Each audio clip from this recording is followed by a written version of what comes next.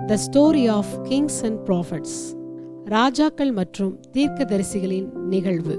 சிறிது காலத்திற்கு பிறகு இஸ்ரவேலர்கள் தேவனுடைய தீர்க்கதரிசியான சாமுவேலிடம் கூக்குரலிட்டதாக வேதாகமம் கற்பிக்கிறது. அவர்கள் சுற்றியுள்ள எல்லா தேசங்களுக்கும் ஒரு ராஜா உண்டு, எங்களுக்காக ஒரு ராஜாவை நியமித்தருளும், அதனால் நாங்கள் மற்ற தேசத்தாரை போல இருப்போம் என்றனர். தேவன் சாமுவேலிடம், ஜனங்கள் மீண்டும் என்னை தங்கள் ராஜாவாய் இருப்பதை நிராகரித்து விட்டனர், ஆதலால் ஜனங்கள் கேட்பதை கொடு. அந்த ராஜா உங்கள் மகன்களையும் மகள்களையும் அழைத்து சென்று வேலை வாங்கி உங்கள் நிலத்திலிருந்து சிறந்ததை எடுப்பார்.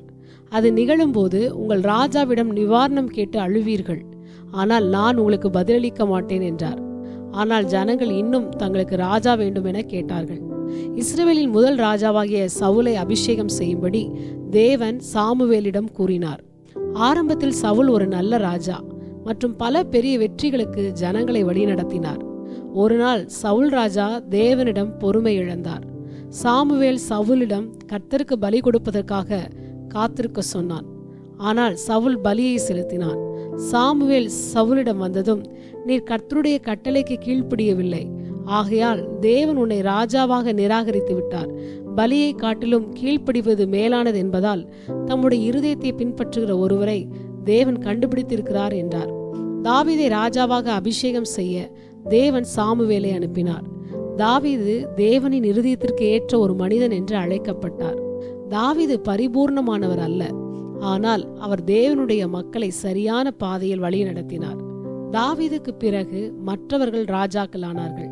இந்த ராஜாக்கள் தேசத்தை இஸ்ரவேல் மற்றும் யூதா என 2 பகுதிகளாக பிரித்தனர். இஸ்ரவேலில் இருந்த எல்லா ராஜாக்களும் கெட்டவர்கள்.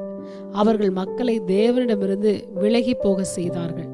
யூதாவில் உள்ள சில ராஜாக்களும் கெட்டவர்கள், ஆனால் யூதாவில் உள்ள சில ராஜாக்கள் நல்லவர்களாக இருந்தார்கள். அவர்கள் தேவனுடைய மக்களை அவருடன் நெருங்கிய உறவுக்குள் வழி நடத்தினார்கள்.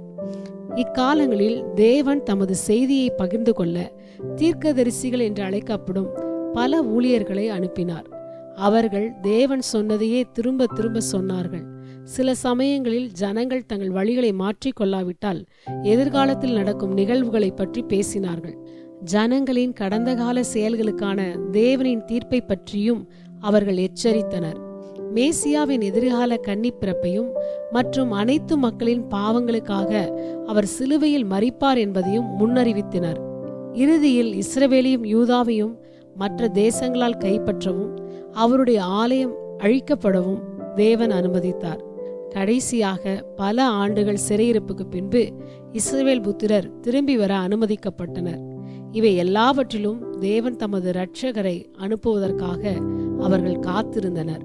இது தேவனுடைய வார்த்தையிலிருந்து வந்த ஒரு நிகழ்வாகும்.